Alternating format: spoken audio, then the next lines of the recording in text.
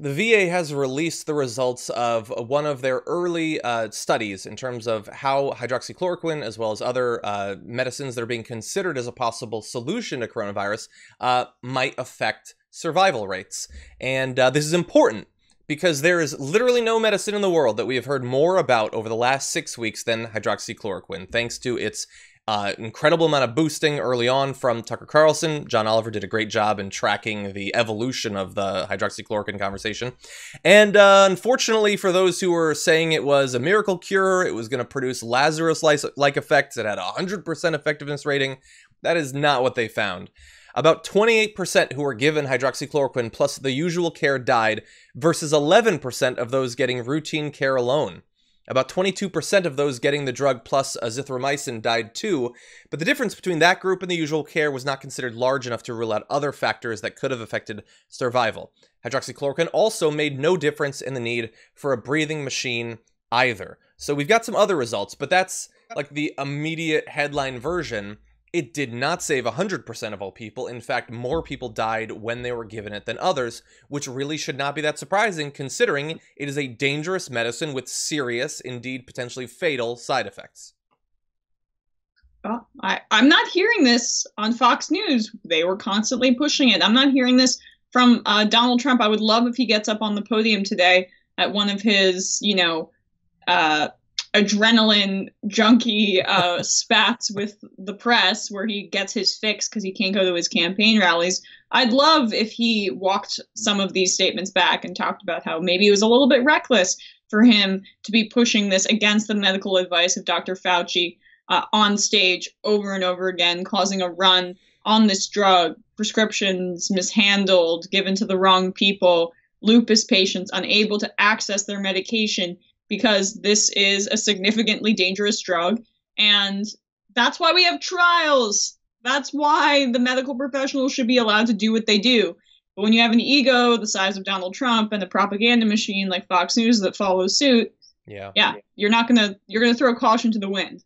Yeah, and so we're going to get a little bit of the reaction from them to this. But I really want to let you know a little bit more about what they got from the study. They found that they didn't track side effects, but they noted hints that hydroxychloroquine might have damaged other organs. And the drug has long been known to have potentially serious side effects, including altering the heartbeat in a way that could lead to sudden death.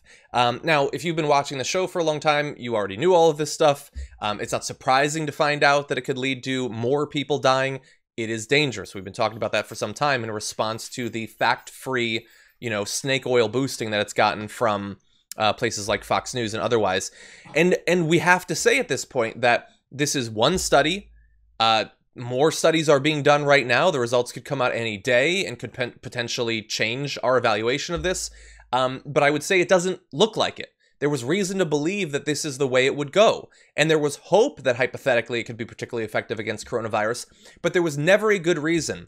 There was only one kind of sham study that was being boosted by Fox News early on, being boosted by a guy that had no affiliation with the university he was being promoted as being from. I've heard no apology from them on that.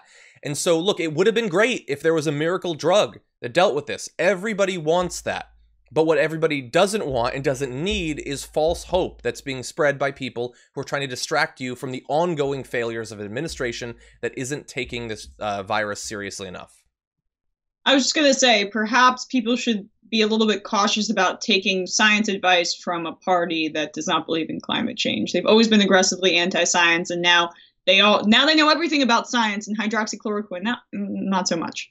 Exactly. Like the idea that they care about doctors. If they cared about doctors, they'd bring on real doctors, not TV doctors, or those who call themselves doctors but are not doctors.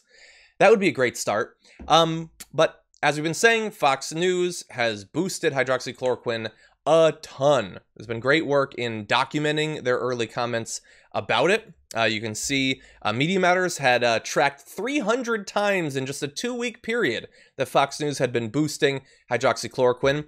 And look, you might think, well, there was a chance that it could end up being a significant cure. So shouldn't they discuss this? The issue with that is that they didn't present it as a possible cure. They presented it as a solution to all of our problems. And you can see that with the breakdown, with claims promoting that you should use it versus those who are casting doubt or saying that we should be, waiting to find out from studies how effective it is.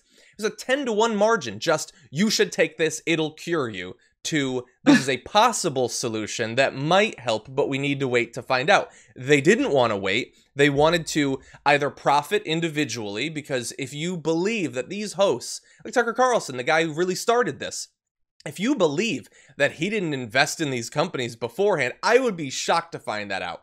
And even if he didn't, we know that members of the Trump administration did before they used their daily press briefings to promote this drug and the companies that make it over and over and over again. And while in those early weeks, they were talking about it hundreds of times, literally every week, how much have you heard from them in the past day since this VA study came out? Have there been big apologies? I got too excited. I should have been more cautious. I'm not hearing that.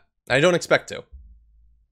Of course. And, so I've been quarantining with my family, and someone in my family, works in finance. And so there's CNBC on TV all the time. And I see how basically the anchors, the guests they have on, are pushing all of these miracle drugs. Oh, the stock's going up for this company that might be finding a cure. Oh, this, little medical shop in Florida, whatever, they're looking to find a cure. They may race to find it.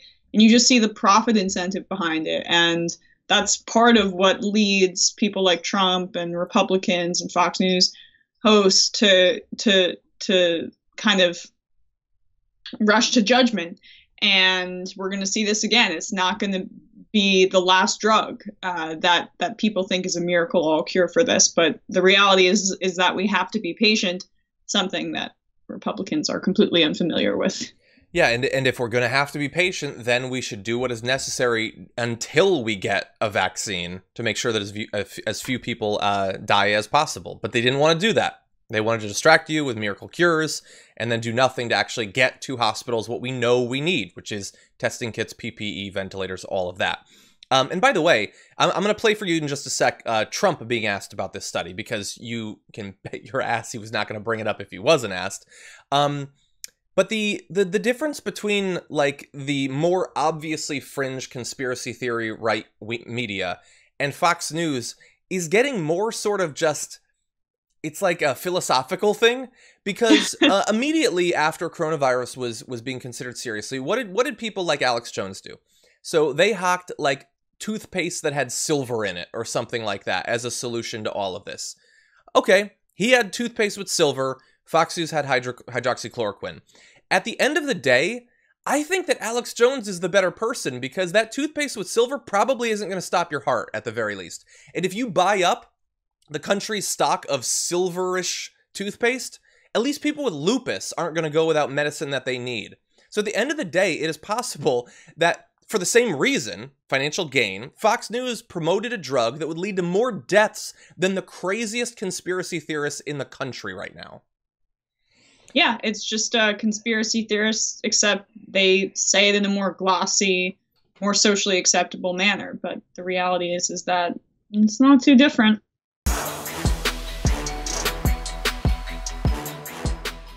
For more political news breakdowns, interviews, stories of activism, and me trying my hardest to care about the occasional big celebrity news story, subscribe to our YouTube channel at youtube.com/thedamagereport. And you can ring the bell wherever it is so you don't miss anything.